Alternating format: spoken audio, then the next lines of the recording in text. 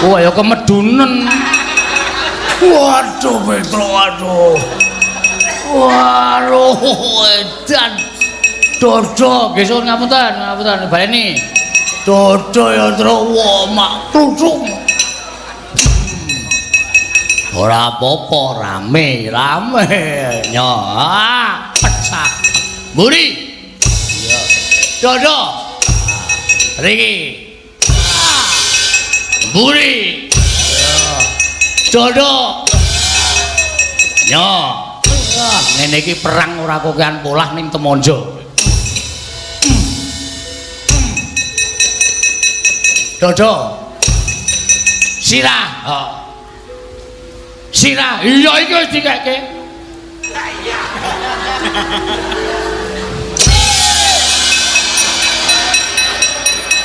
Sip. Kok entuk palu semono gedene, Gong? Palu nggo nutuki aspal tak sile. Men modar. Gandak blagunduk karo gembal. Somorante, hawela. Tak kira bakul kapuk. Munggah ning pendopo. Iki kok ana kethek putih. Mongko capet-capet aku kelingan.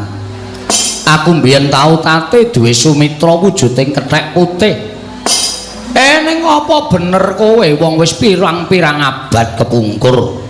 Nggonku srawung karo munyuk sing wulune sarwa putih memplak. Apa bener kowe sumitraku mbiyen? Nyun pangapunten Kyai. Kenging menapa paduka supe dhateng kula. Aku ki takon Wangsulana dhisik.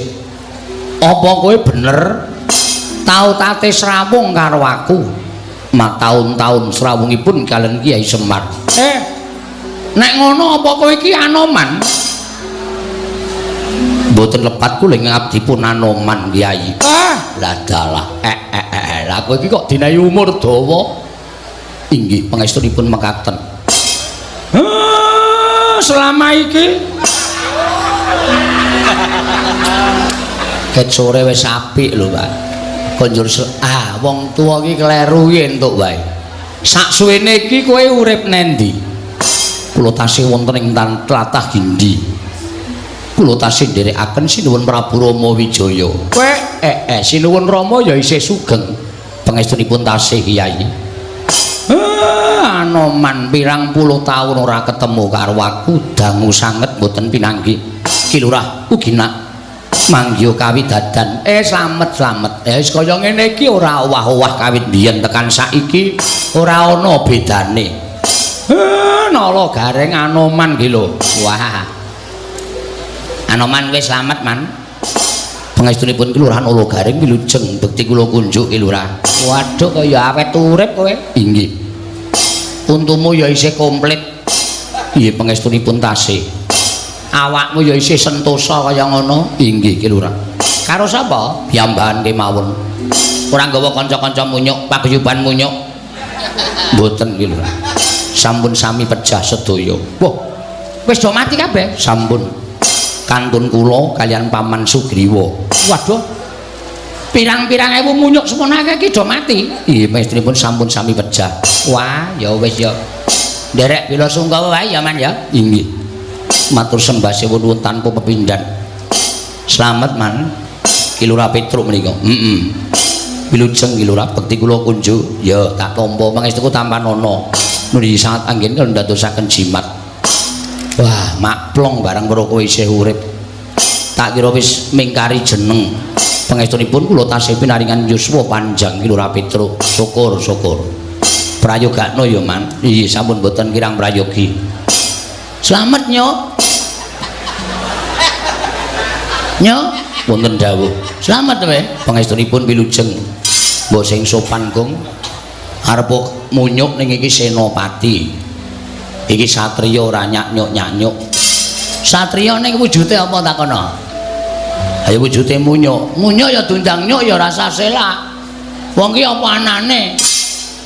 Dundang nyuk ora gelem rasa dadi munyuk. Gugat karo sing kuwasa. Mboten ki lurah kula terima. Nah, ngono dadi kowe iki nglakoni uripmu ki apa anane tak undang nyuk ya, kowe manut tak undang nyet ya ora masalah. Inggih. Ha iya. Slamet. Pangestunipun Lurah Bagong wilujeng.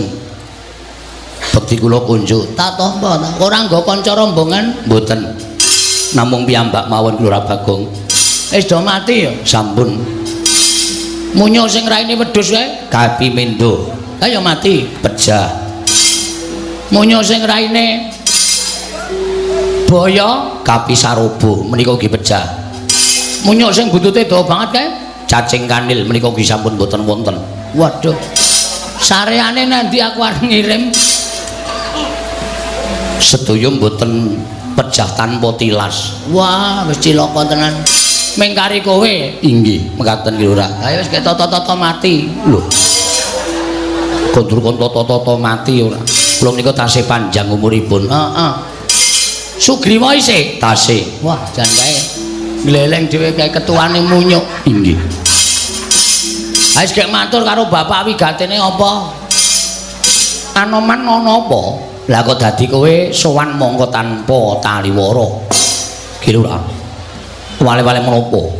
Sowan kula menika mboten saking pikajengan kula piyambak, namung dapur dipun utus dening pepunden kula Sang Prabu Sri Rama Wijaya. Dene wigatosipun sapengker panjenengan nilar negaring Pancawati, penggalipun Sri Prabu Rama Wijaya. Katingal mboten gadhahi karkat, katingal pepes bayu kang tapis pasuryanipun pendak-pendak tansah katingal rengu. Sareng kula wantunaken munjuk atur ngersanipun Sang Nata Prabu Rama Wijaya menapa ta sababipun dene gadhahi sloga ingkang kados mekaten tumuli Sang Marteng jagat paring dawuh. Bilih sapengker panjenengan persasat sampun mboten gadhahi kekiyatan negari Pancawati ketingal sampun kadikun catan yoni. Tumuli ingkang abdi nyagahaken diri pribadi kula angupaya wonten pundi lenggahipun ki Lurah Semar. Sampun dangu anggen kula kekalangan Malaya ngideri jagat.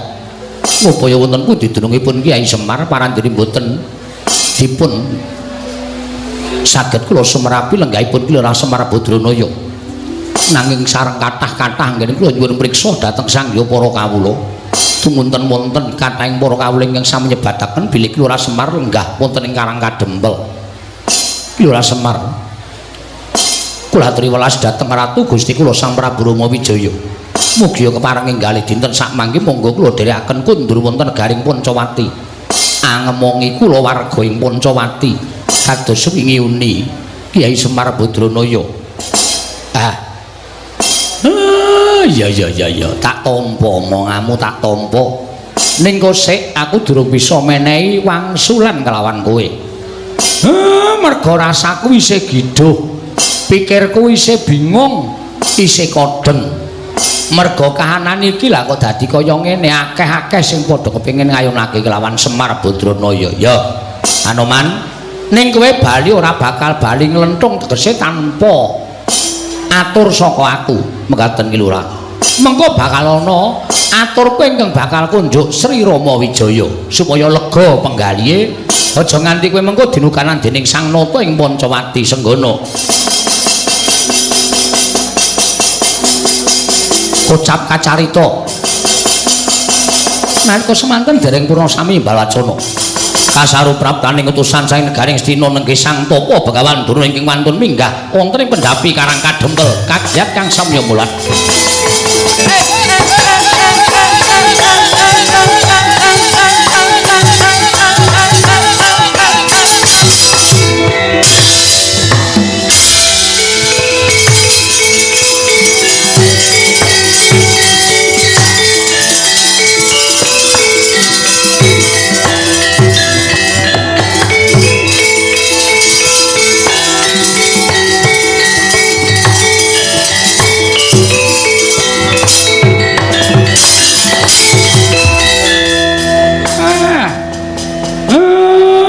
Kok aku ora ngimpi apa-apa lah kok dayoh ting jedul.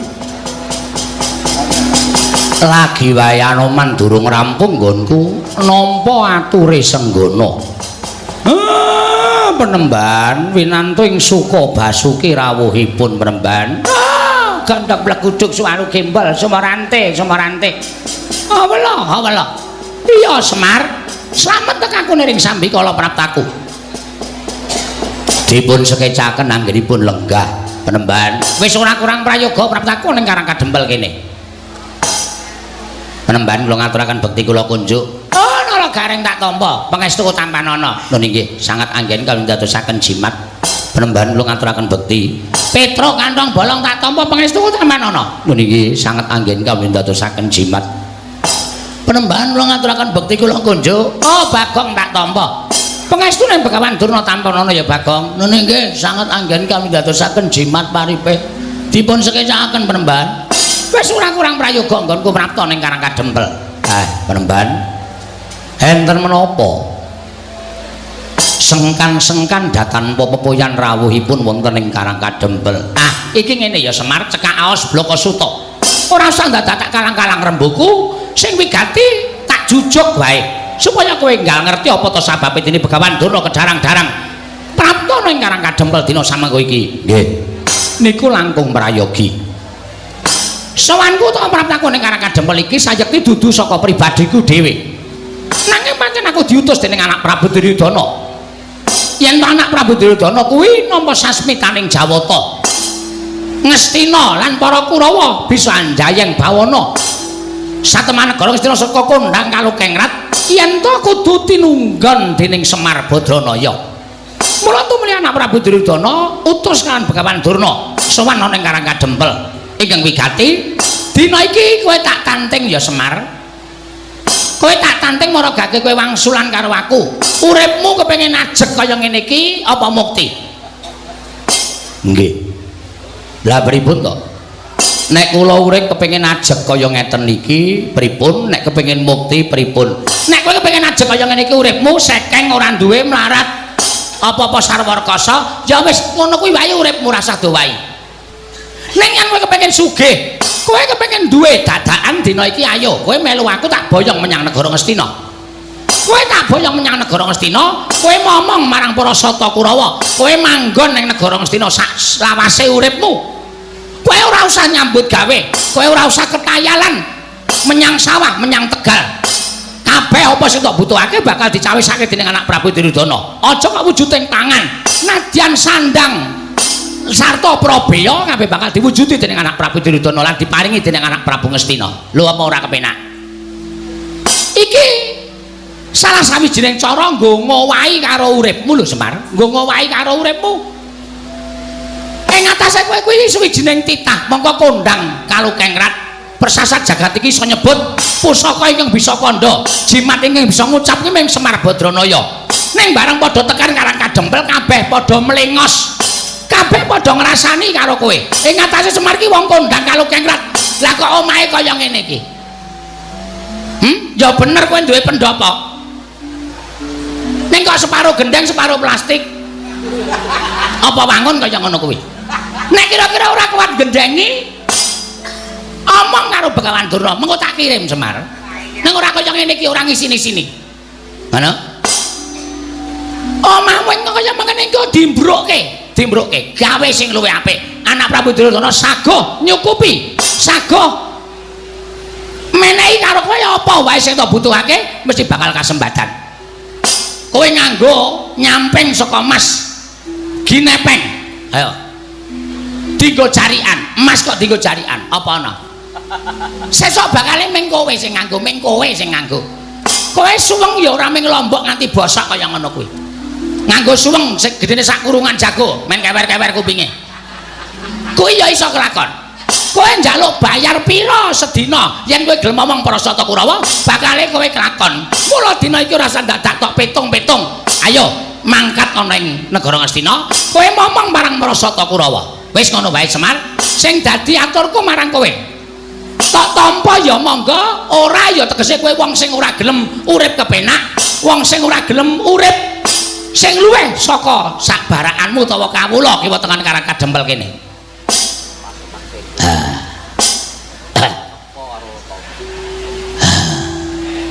Ayo Mir mangkat ya Mir ya. Bagong kok mangkat piye to? Ketoke kaya menghanyutkan. Wis piye menjanjikan tenan lho, Tru. Tanpa neng sawah, tanpa neng Tegal dibayar. Wis duwe derajat, duwe pangkat. Ya mangkat yo. Kosek. Aja kesusu. Iki perlu dipetung ora kok banjur terus grusah-grusu kuwi ora apik kedadeane. Harus tak pikir apa meneh. Wong kowe iki ya urip rekoso tenan ning kene. Melu Kurawa malah merdeka wis. Kowe nang omah meng kari ungkang-ungkang tenguk lenggan jengkul apa Tru? Ora ngerti kata-katane. Sila tumpang kendangan jengkul. Apa muni? Ya muni wae. Plak-plek. Aku nek plak-plek iki ora kendangan jengkul. Kendangan apa? Sila tumpang kendangan jengkul. Ngkari kepenak ora usah mikir wis yo menyang yo. Kosek togong ora kesusu. Bapak iki arep kaya ngene iki sarwa petungan. Nek aku gelem mongko aku momong marang wong kang ambek angkara Budi Candala. Kuwi mengko aku bakal kelepetan dosa. Mergo sak apik-apike wong kuwi nek campur wong dosa bakal kelepetan dosa. Sak ala-alaning wong ki yen campur wong apik mesti ketularan becike. Kuwi tumrapaku ngono. Lah nek aku momong Kurawa iki mengko apa ora aku kebak dosa. Oh ngene Semar, kowe engko yen wis tekan negara Ngastina, engko para sata Kurawa kuwi padha sarujuk bakal insaf. Bakal padha eling. Ora bakal padha tumindakan karo Budi Candala. Waton kowe gelem tekan negara Ngastina. Wis padha janji karo aku. Kurawa satus cacahe klebu anak Prabu Duryudana. Mengko yen pancen wis kelakon Semar gelem ngomong marang para sata Kurawa, bakal padha eling Purwodasena ora nerusake ngene tumindakan karo Budi Candala. Ngono kuwi ature marang Begawan Durna. Mbah iya, tenan apa ora? Kuwi mengko iso dibuktekke yen toko wis tekan negara Ngastina. Mula kang sangka kuwi Semar, ora usah dadak tida-tida rasamu. Ayo saiki ngene. Mingkari kowe gelem apa ora? Ning jaba wis tak cawisake titian. Ya kuwi kereta kencana. Nggo mboyong kowe coba pikiran. Ing atase kowe iki mung dajating batur ming Panakawan kok dipethuk nganggo kereta kencana iki nek ora kanugrahan ra ora to Semar. Ayo. Munggah nang kereta kencana ditarik kuda 8 direk para wadyabala. Ning kono kowe engko bakal disebut-sebut sewijining wong kang bakal dadi pengayomaning para sata Kurawa. Kowe manut karo aku ya Semar. Iki aku teko ki minangka dadi utusaning dewa ing bakal ngowahi uripmu, ngowahi kahananmu sing saka kahanan sing kaya ngene iki dadi kahanan sing becik, dadi kahanan sing apik. Mulai ayo bocah dina iki ora usah dadak tida-tida. Ning wanter sabaning anak Prabu Duryudana, Bapak Penemban Durna, menawi Semar dipun imingi-imingi utawi Semar badhe dipun paringi brana picis derajat pangkat tuen kelengganing kenginggil ewadene Semar mboten kenggo. Kula sumanggaken dhateng Jengantika Bapak Durna. Purba Wasesa kula borongaken dhateng Jengantika Bapak ing Saka 5. Nah, tegese aku wis menang murba kalawan kowe. Yen kowe ora gelem tak gawa marang negara Ngastina, Semar, apa kelakon? Aku nggunakake cara-cara sing kasar. Apa kelakon? Aku kudu nggunakake cara sing nalisir saka angger-angger kautaman. Yen perlu Karang Kadempel kene iki tak bumi angus supaya kowe gelem pindah ana negara Ngastina, Semar Batranaya.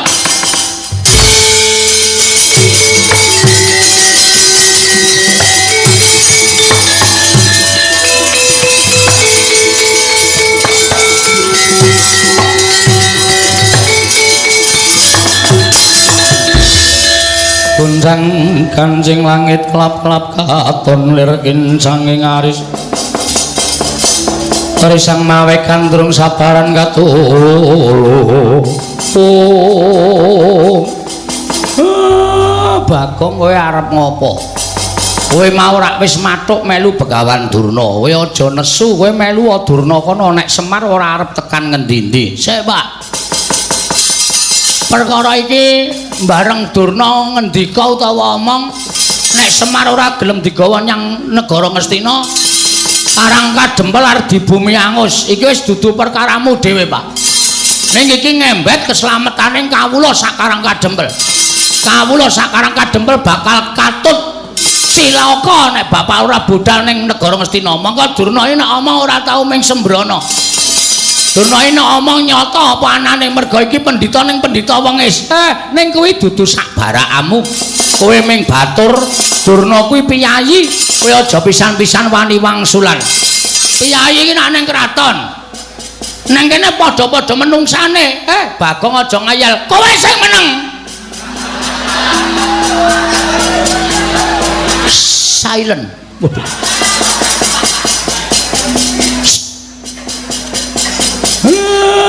Aku ki bapakmu, aku ki anakmu. Lah iya manuta karo anak. Aja ngeyel. Iki tak rampungane. Kowe ora ana perkara karo kowe. Nek mung ngrasani sampean tok ora masalah, ora ana perkara karo sampean. Ning iki ngrasani Karang Kadempel Pak. Saploke aku dilantik dadi linmas Karang Kadempel ki. Aku ora trima nek ana wong ngrasani rusaking Karang Kadempel.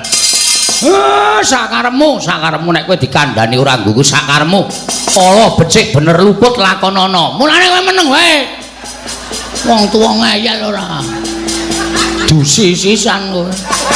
Bong antil lho kowe. Wong ora apa-apa arep didusi ora. Penemban, lho iki Bagong. Lho ora basa. Tak basanono iki ra ora mung dadine padu. Mula ora ana wong padu kok basan-basanane ra ana. Aku ngoko sampean ya ngoko. Sajake kowe rada nesu karo aku, ora mung sajake. Asline nesu. Perkara ndi sing marai kowe nesu? Kowe kok dadak ngrasani omongmu sing terakhir mau muni piye? Nek Semar ora gelem tak boyongne negara Ngastina, Karang Kadempel tak bumi angus. Terus saiki kowe sampean mikir ora? Nek Karang Kadempel mang bumi angus niku sing dadi korban ora mung Semar, ning kawula sak Karang Kadempel. Sing ora ngerti kenthang kimpuling lelakon, samangsa-mangsa kathoke suwek kenthange metu. Piye, Tru? Ora ngerti kenthang kimpuling lelakon ngono tok ora sak mangsa-mangsa. Wah iya kuwi bahane gareng ya. Heeh. Samangsa-mangsa ora ngerti kenthang kimpuling lelakon pojok pleret teng kanan kok dadi tok sempyok aradan. Kowe ndek rasa kamanungsan ora, Mbak? Duwe rasa kamanungsan ora aku tak takon karo kowe. Sampeyan diutus boyong Semar, wis cukup kuwi wae rembugane, ora usah blender mrono-mrono. Ora usah bereng ngulon ngecat. Rembugan nek Semar gelem diboyong memang boyong ora masalah. Nek Semar ora gelem diboyong wis adile wong takon kuwi diwangsuli, adile wong jilih kuwi disiliki. Nek ora diwangsuli ora disiliki ya wis kudu nrimo. Ora terus ngamuk kaya ngono kuwi.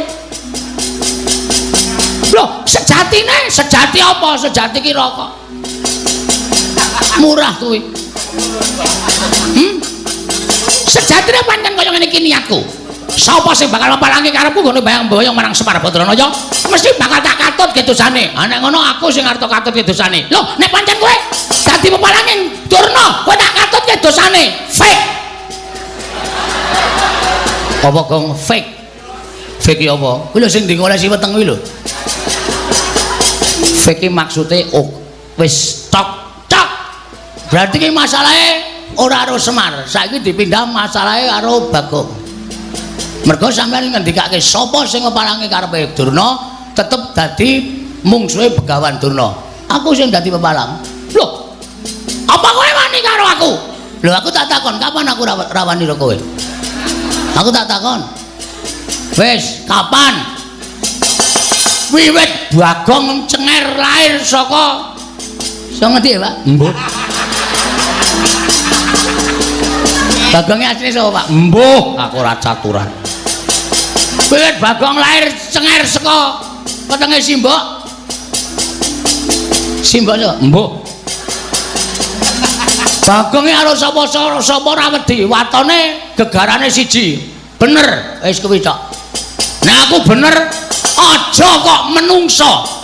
Dewa mudhun wae Bagong ora gigrik. Gong, lambene sing apik, Gong. Kok nyebut dewa barang iki lho. Wah, ya. Waduh.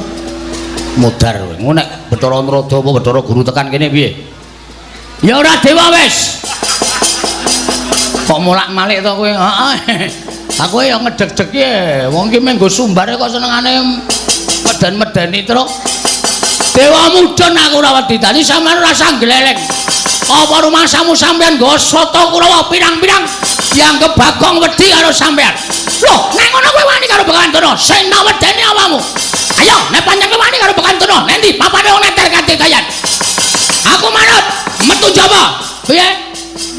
Metu Jawa. Wis tenan yakin metu Jawa? Ora getun. Bawa sawat teklek ndasmu lho. Sore-sore omongane ora. Njaba golek nggon sing jembar. Ayo, Bagong kalah karo Begawan Durna. Bumi langit tanggep.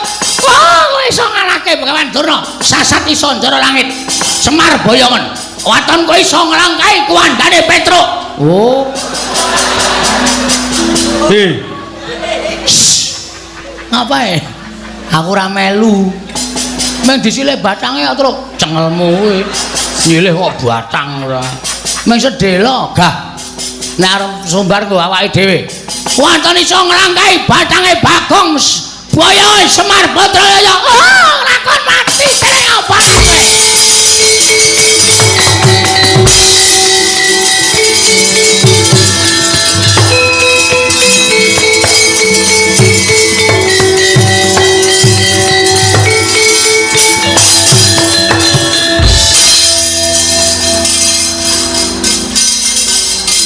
Ngapa Emir? Pak, mbok Pak Gong. Hah? Mbok Pak iki bapakmu. Wong bapake tak undang semere senenge ra Jawa-Jawa. Ngapa Emir? Kowe jane ndek utek ora to? Kowe lha gedene semene kok ora ndek utek. Apa anggapmu semene iki isine susu ya ora mungkin, Pak.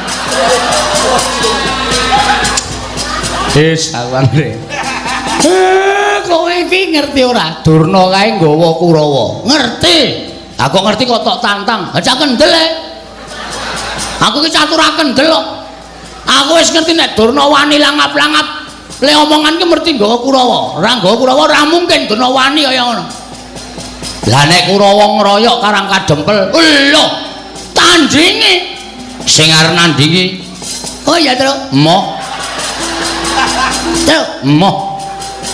Biasane kowe perang lho, Tru. Ora, wis ora arep perang, aku kesel. Gareng kae. Hah? Gareng. Gareng yo awake ora petha kok kon perang. Matane kera. Sikile becik, tangane cekot.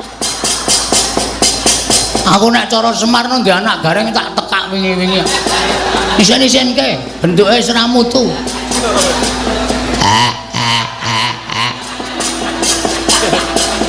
Rasa nangis. Aku arep bali wae, Pak. Aja, lehmu nyambut gawe rung rampung kok arep bali. Sapa sing arep nandingi? Waduh. Sapa ya, Pak? Lah, rak tenan to. Genti takon to. Jamak lumahe wong dalan takon genti takon, Pak. Man, wonten dawuh. Sini, Man. Inggih. Wonten dawuh iki lho, Ra. Kowe karo aku kan kanca. Inggih. Kowe kelingan jaman tak tutke dan ngetutke kowe nyabrang segara ndengan goleki Dewi Wara Sembadra kae. Lho. Sapa to? Sinta. Heeh. Sinta kemutan. Ketemu karo buta cangkeme amba banget. Halo. Degya kala togok udu. Wil katak sini. Kelingan ta kowe? Kemutan. Sapa sing ngandani kowe nek kowe ning jero wetenge buta? Sapa? Petruk. Wo. Kudu aku apa mbiyen? Dede.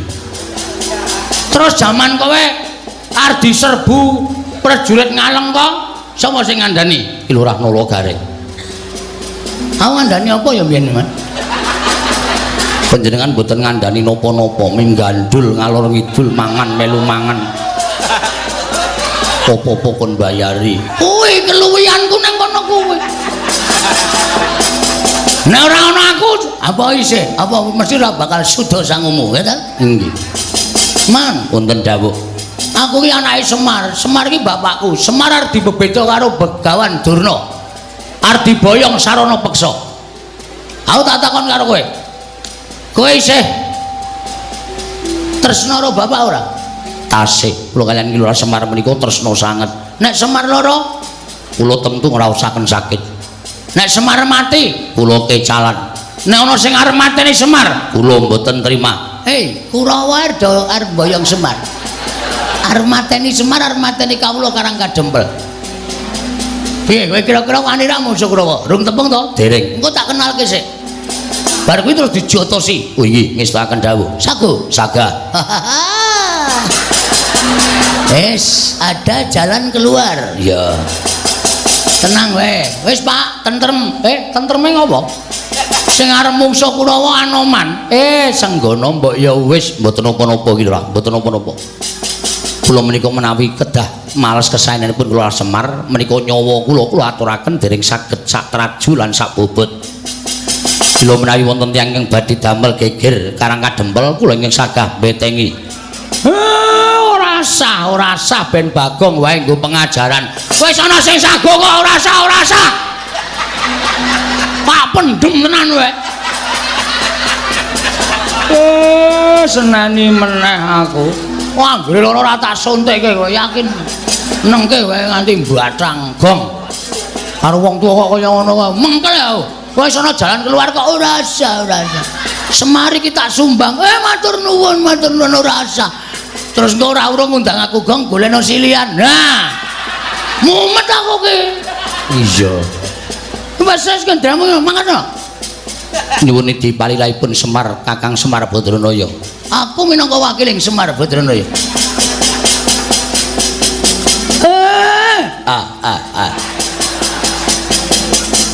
Anoman tak lilani Kurawa Patenana. Menika kados pundi iki Lurah? Muni awe meneh. Wis ta meneng ta? Nek kowe engko omong wae dadi wong apik ora gelem nampa kabecikane wong liya. Iki aku sing ngrekoso gelut.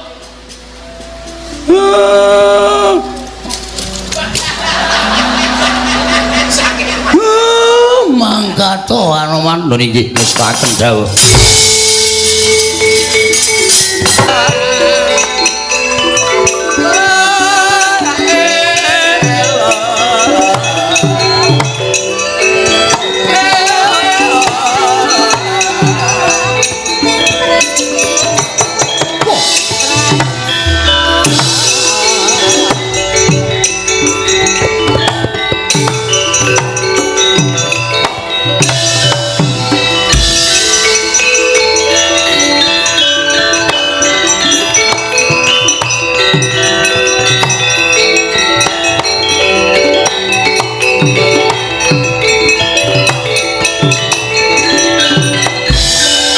Tuti lamun katututan lamun mangsa prawira tiktaya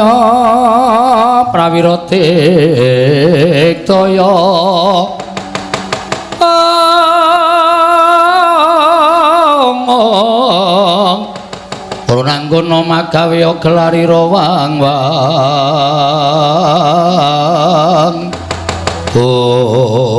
Wah sajae pancen wis pentas meguru anyar. Bagong wani napaki kridaning para sata Kurawa. Ndara Kartomarma, ya dasar Purnyata. Ayo bapakmu entuk boyong ning Ngastina apa ora? Nek ora entuk aja kelakon dosa. Bumi angus Karangkadempel. Mangke riyen, Mas. Nek sampean ajeng boyong bapak niku rembuke perkara Durna karo bapak wau kula wis menggaris bawahi. Kula ora arep melu-melu. Ning gandeng Durna ngucap nek arep gawe bumi angus Karangkadempel niki masalah sing tak anggap dadi tok sumbering perkara. Lho, tok sumbering perkara piye? Tok sumbering perkara dadi gegeran kaya ngeten iki. Mula aja nganti gawe gegeran kowe mundur. Mundur piye? Bapakno menehno aku. Nek bapak mboten purun diboyong, Karangkadempel tak bumi angus. Lah niki kula ora mbelani sapa-sapa ning kula mbelani Karangkadempel. Ora sanggadak kanthi pawadan kowe mbelani Karangkadempel. Ning sing wigati kowe nggondheli bapakmu tak boyong ning Ngastina. Upama tak gondheli kowe arep apa? Lho, ora basa karo aku. Aku kuwi kadang nata kowe mung batur ora basa. Basa ya gelut ora ya gelut, percuma. Nggo ngapa kula dadak basa karo sampean? Wani karo aku. Apamu sing tak wedeni? Ora minggat kene merganing patimu. Dibantangane ana mak. Wah, setan iki. Man, wonten dawuh. kowe iki standby nang kono. Nun, Kowe iki standby nang kono. standby menika menapa? Maksudku kowe siap nang kono, kene iki wis mempenge. Malah nang kene mangani kacang dipepe. Inggih. Rene, Inggih ngestaken dawuh Ki Lurah. malah dene arep mbelani. Lho. Gawa munyuk barang arep babar ledek munyuk kowe. Aja ngawur. Iki arep munyuk ning satriya e. Ngerti ora? Tau maca buku urung kowe? Anoman Gembong Mangleawan ya iki. Lho. Anoman sing kondang kawenang-wenang. Ah, mulane kowe aja waton iso terus nantang karo Bagong. Ayo saiki nek pancen sampean wani karo Bagong mungsuhmu do aku ning iki. Anoman iki Ming munyuk sing dindelke apane? sing dadi nyatane mo Kartomarma. Wah, edian ora basa karo aku, jangkar karo aku. Sakarepku wis ana Anoman kok karo sapa-sapa ora wedi aku. Ayo, kon maju munyuk kuwi. Tugele sirahe tak cangkinge sirahe. Han, Wonten dawuh. arep dicangking siramu. Sinten sing ngajeng nyangking? Iki Menika sinten? Kartomarma. Kadange Prabu Duryudana. Rampungi, Mas. Sendika. Aku tak ngasuh. Iya. Nang gelas kae es teh sapa? Ngen kula. Tak ombe ya. Iya. Munyuk kok tuku es teh ki cara ngendi? Iki apa sing jeneng Anoman? Ya dasar Paranyata. Ora kukut barisanmu aja takon dosa. Kelakon aku yang bakal ngrampungi para Sata Kurawa. Maju sangat tebak dadamu ini marganing matimu Anoman.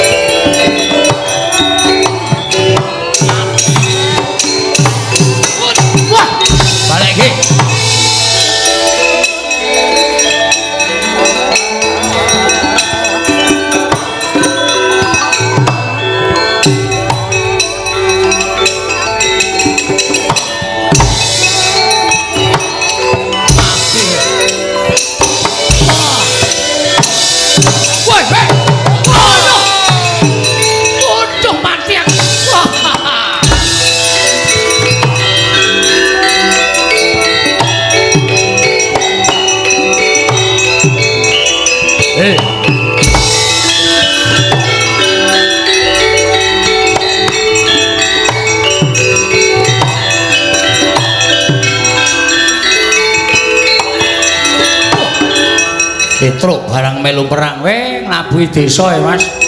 Ayo. Kula ora mundur. Mungsuhe Petruk kanthong bolong pecah siramu. Bang Cobi. Mati. Mati. Out.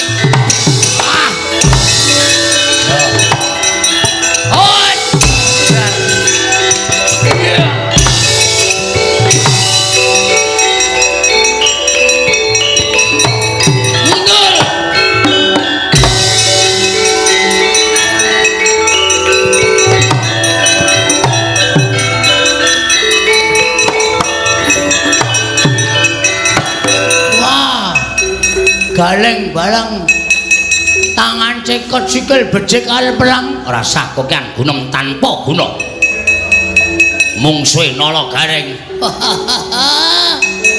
sumbalmu kaya yak-yak ayo sing dadi nyatane pecah siramu nya wedian piye reng mumet dase to Andino kok maju. Kono kowe wae kono. Aku cah ringkih kok. Wah, dan ganti Petruk. Ganti anane ya. Mut.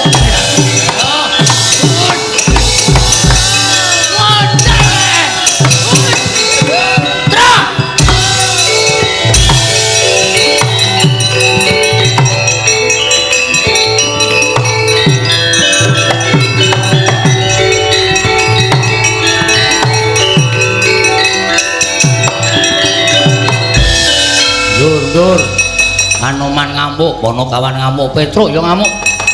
Bagong ya tunggal dene melu njoto si kula wae dan. Kanca mundur, delik, rasa melu apa delik. Cilaka kan? Cilaka piye? Wangsul mawon kula samboyong Semal Badralaya mbangane kula lemuk. Ulame Anoman sing maju enten pabalatan ning Petruk, Galeng, Bagong kabeh maju. Wuh, selempak. Nggo wangsul. Semar urung diboyong. Lah samboyong Cemal. Cemal ora iso diboyong, boyong tangane Cemal togok. Nggo. Kula mesti ulipe ayem tentrem. Kersaning anak Prabu Duryudana sing diboyong Semar dudu kok togok kuwi rasa dadak ngowahi pernatan. Mundur nek pancen ora gelem maju mundur. Kula pun ele-ele lho Man. Wis rasa to elek iki. Niku tenan nyemelangi nek kula pun ngandani kalau sampean wis jadi sampean ulang gugu ya monggo. Nek nganti sampean kunangan Galeng Petruk Bagong lemuk wis ora kajen dadi patih. Dur, Nur. Nek ora kowe ora rampung-rampung Dur. Kula, maju. Ponokawan rampung ana. Wah. Nggih. Ora ketang alon-alon kok rampungane Man. Maju aja kaya bocah cilik nggih, Pak.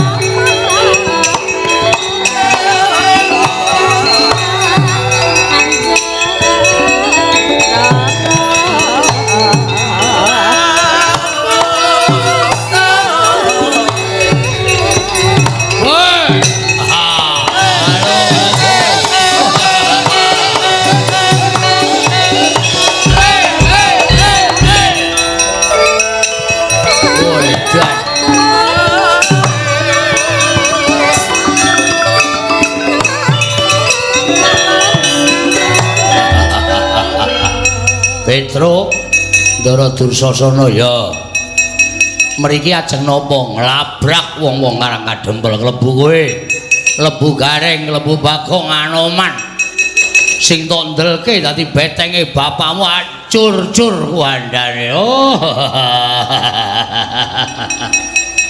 dadi sampean mriki ajeng ngamuk ya mboten sah mungsuh Ndoro Anoman Petruk lakon ngalahke sampean lho iki mung batur gedibal wong elek nyolong mripat ku arep ngalahke karo Drusana lho kok menang apa sing dadi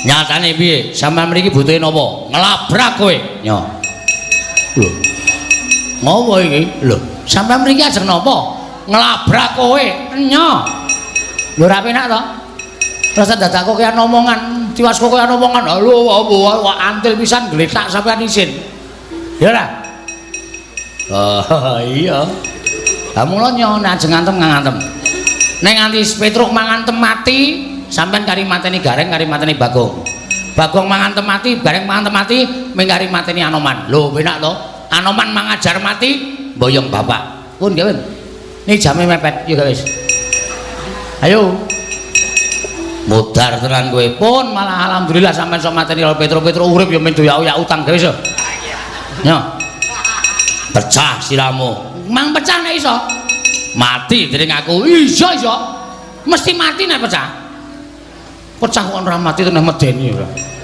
ya wis ambiar kowe iso dikempot barang ditokke ayo guys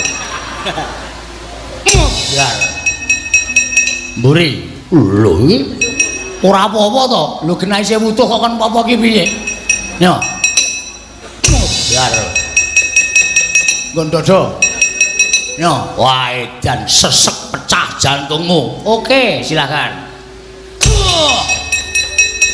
nah pun sirah empun cengel empun dodo empun wis nek cara satriya gentenan usung ngomong gentenan sapa wong aku mung kon ngantem kok weh sampean ora isin po diprisani piye akeh Pangeran Pati ngantemi batur sak penake dhewe kok dibalas kok ora gelem nek cara kula isin nek cara kula wirang yo ajake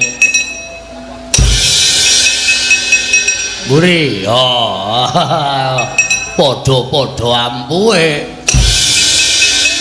dodo yo dodo wah ya kemedunen waduh Petro waduh edan dodo gesuk ngapunten baleni dodo ya terus wah mak klucuk ora apa-apa rame nyo pecah Buri iya dodo riki Buri dodo nyo ngene iki perang ora kokean polah ning Temonjo dodo sirah sirah iya iki wis dikeke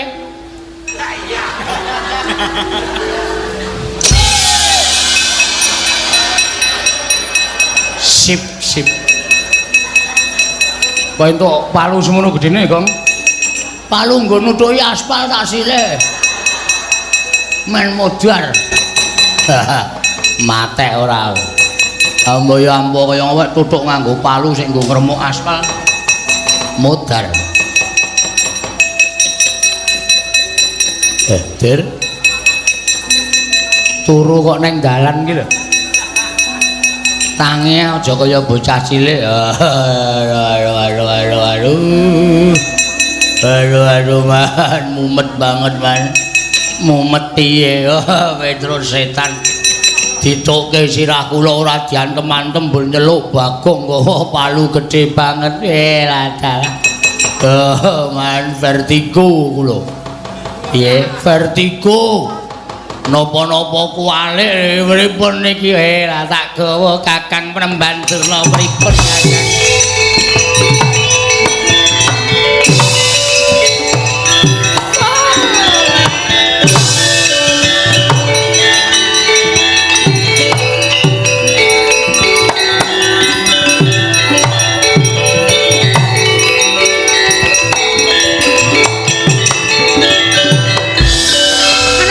jajalanan sukertane bara iblis lanat. Ah, Petro kantong bolong-bolong gareng Bagong Anoman. Ngrusak barisan Kurawa. Bubar mawon ora iso dikukup. Apa kira-kira kowe kuat ngadhahi Kyai Cundamane ketiban pusaka? Saka 5 ora padha gladran dadi kondo jebut kang Begawan Durna Baran.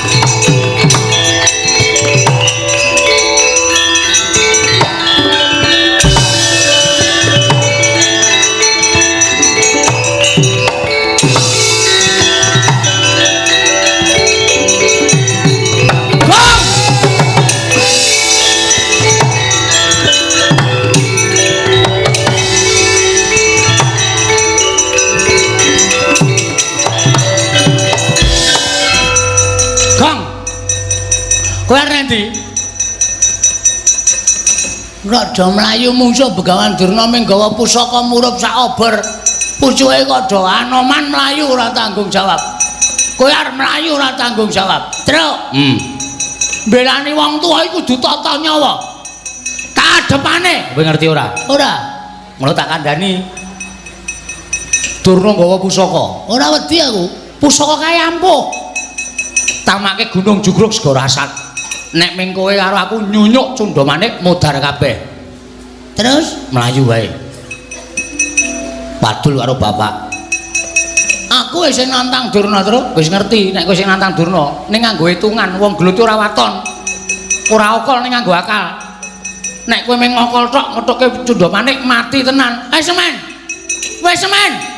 Truk rasa wedi wong urip sing dinteni apa? Tak pethoke Begawan Durna.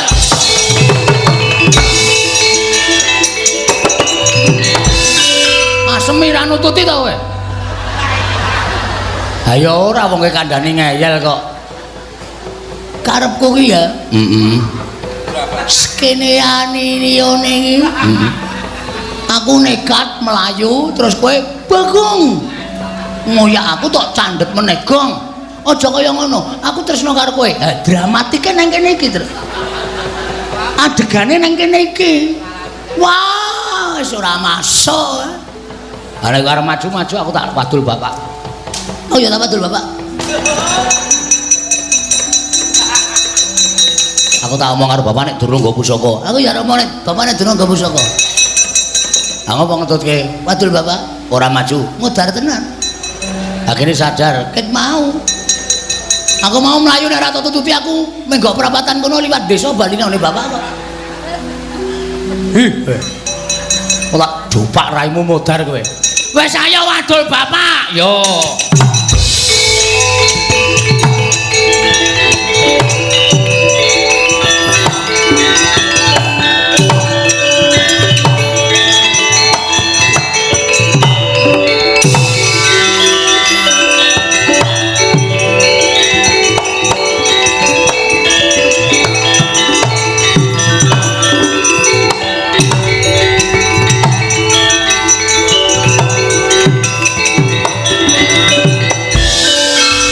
Petruk Anoman mlayu-mlayu ngopo? Kowe ya mlayu, Bagong ya mlayu. Matur sanipun Bapak, tiwasan Pak. Niki nek sampean ora mlayu iso dipeksa Begawan Durna. Bapak diboyong teng Ngastina. Sebabe Durna mbeta pusaka saka 5. Wujude panah bedore kaya dene cucuking manuk ning murup sak obor. Ora pangling Cundamane. Lah piye Bagong kowe nandingi Durna wani apa ora wong sing nantang mau kowe? Pangestunipun bapak kula nggih ajre, Pak. Wedi. Ajre. Wedi karo Cundamina. Apa Gong? Cundamina. Cundamane sing panah bedore ndasmana murup sak obor. Bedore apa, Gong? Ndasmana. Aku jane ya duwe lho terus. Iya. Ning kalah karo Cundamane. Heeh, nggon aku ora ana cahyane kok. Nggon aku biru erem. Dapure ora. Jenenge apa nggonmu? Ya nganggo cunda. Oh. Cundamanda. Cundamanda iki rak meng kling-kling ngono kae. Nek duwe pusaka mbok dipethoke Bagong. Ora aku pethok, Pak. Dhek perapatan ngetan aku perapatan ngidul. Wis rasaku karo omong kene tengok karo Anoman kene. Heeh. Engko nek durung tekan kene aku sing ngadepi. Oh, Petro Bagong aja mlayu mati kowe.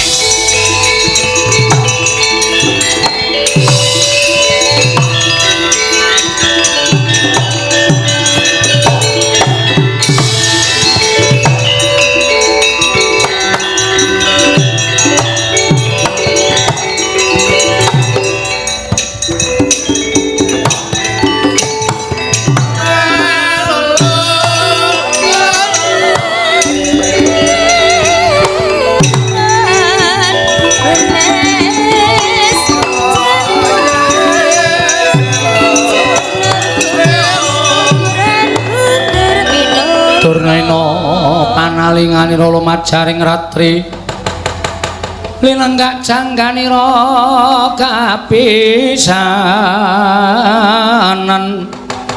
aneng perang Bratayuda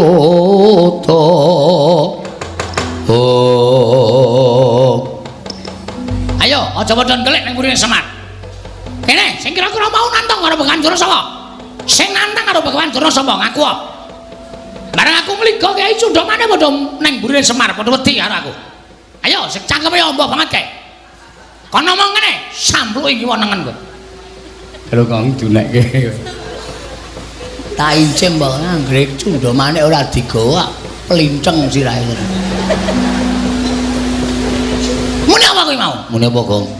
Muni maktut ngono arep ngombe. Sabar penemban, sabar. Semar mangsa didak martabating Begawan Durna. Terus, kowe ngidak martabake Durna kudu martabat. Mbah, tak kira martabat. Mane didak mbok dipangan ora, menengo sik. Terus karep sampean pripun? Pokoke kowe tak boyong menyang Astina. Nggih, kula purun. Lho, kowe gelem? Nggih, purun. Ning wonten syarate. Syarate apa, Semar? Kowe matura. Kowe butuh brana picis, kowe butuh derajat pangkat mesti bakal tak wujuti. Waton kowe matur karo aku. Matura sing cetha syarate apa? Kula kepengin sinten mawon saged kula eloni, kula suwitani. Waton saged ngaturaken Sekar Tunjung Seta. Sekar Tunjung Seta. Nggih. Nek sampeyan iso ngaturake Sekar Tunjung Seta enten ngarepan kula, esuk iso ngaturake sore kula boyong teng Astina. Sore sampeyan iso ngaturake Sekar Tunjung Seta, esuk kula mangboyong teng negara Astina. Lole kentos walu gembol monyor-monyor juneng dungkul wana dadi alas dadi ana. Sekar Tunjung Seta iso disebut tegese gumelar ana ing jagat nyaluk pawet tak golekane Semar.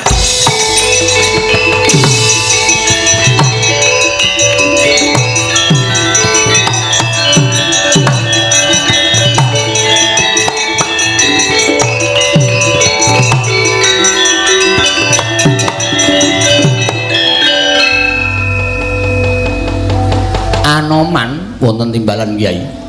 Ngopo kowe?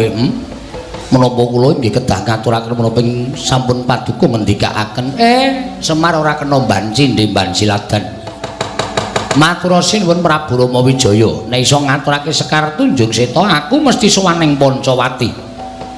Terwaca dawuh panjenenganipun Kyai Semar kula nyuwun pamit wangsul dhateng Pancawati. Ya sing ati-ati sungkemku katur sinuwun Rama Wijaya beri ngestaken dawuh. Kilura Petruk nyuwun pamit. Hati-hati ya Man, aku ngaturke panuwun. Nggih. Wis bantu karo Karang Kadempel. Nggih. Dawah sami-sami Kilura. Kilura Bagong kula nyuwun pamit. Hati-hati ya, Nyok. Nggih. Kowe bali rene ora? Nggih, kula tentu wangsul mriki menawi pikantuk Sekar Tunjung Seta. Tak anti-anti sak praptamu Anoman. Aku kapang karo kowe. Nggih. Kapang. Wong ora arti basa iso senengane omongane. Terus mbok ora plak-plek terus. Persasat kaya ngenteni sileming palwa gabusku mambanging Sila Kresna. Nggonku ngrantu kelawan sowanmu nalika sira ndak utus paya ngupaya menyang endi lenggahing Kyai Semar. Tumuli panjenengan ingsun nganti kelawan kadang ingsun Lesmana ingkang wigati mung kepengin sumusul menyang endi papan Ningsi Senggana nggone pinanggi kelawan Kakang Semar. berkamaestu paduka kula sampun pinanggih kalian Kakang Semar. Banjur menyang dilenggahi Kyai Nayantaka mapan wonten ing tanah Jawi, pernahipun wonten ing Karangkadempel. Sedaya panjenenganipun sinuwun Prabu Pancawati sampun kula aturaken. Nanging mugi andadosna ing kawuningan jebul wonten neruba ingkang dipun suwun dening Kyai Semar. Kepanggil ingkang disuwun dening Kyai Semar wujude apa? Anoman. Mboten sanes Gusti kula ingkang sinuwun Pancawati menawi kedugi saged ngaturaken wujudipun Sekar Tunjung Seta. Kyai Semar badhe wangsul dhateng negaring Pancawati lan momong dhateng kula warga paduka Gusti kula ingkang sinuwun. Wujude apa? Sekar Tunjung Seta sinuwun.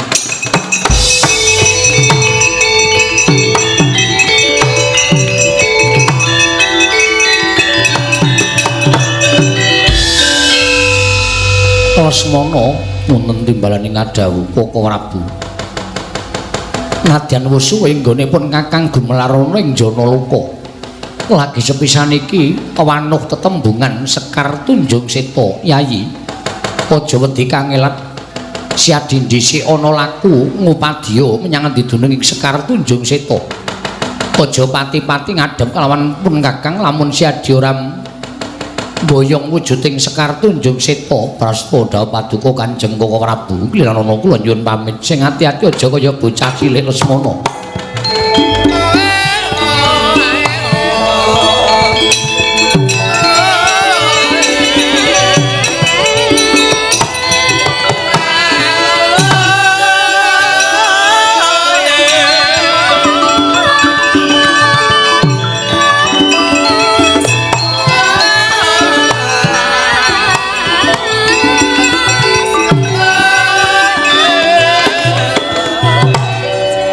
Anoman wonten timbalan.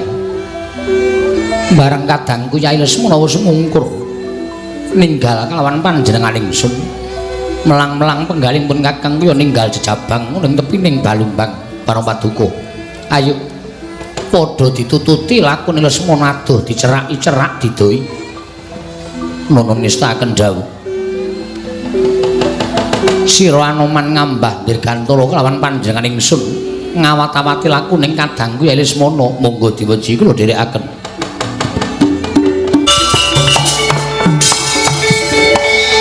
Nanti ya terus Ndara Janaka.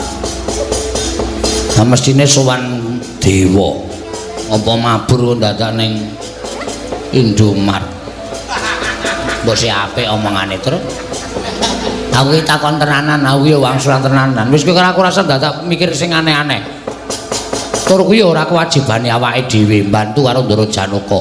Wong ade men dadi seksi. Ha terus nunggu ning negara Ngamarta wae. Mbuh mongko sapa sing entuk Sekar Tunjung Seta ya kuwi awake dhewe upama Pandhawa ora entuk, sing entuk Anoman ya awake dhewe terus budal ning Pancawati. Nek sing entuk Begawan Durna ya piye meneh, kodrate kaya ngono ora bakal bisa diselaki. Ha. Yo tunggu ning Darawati wae ya Kang ya. Ya, anggo kertu ora? Rasah. Nggo kertu ora. Nggo cegalek, cegah-cegah dengkulmu mlacot ora.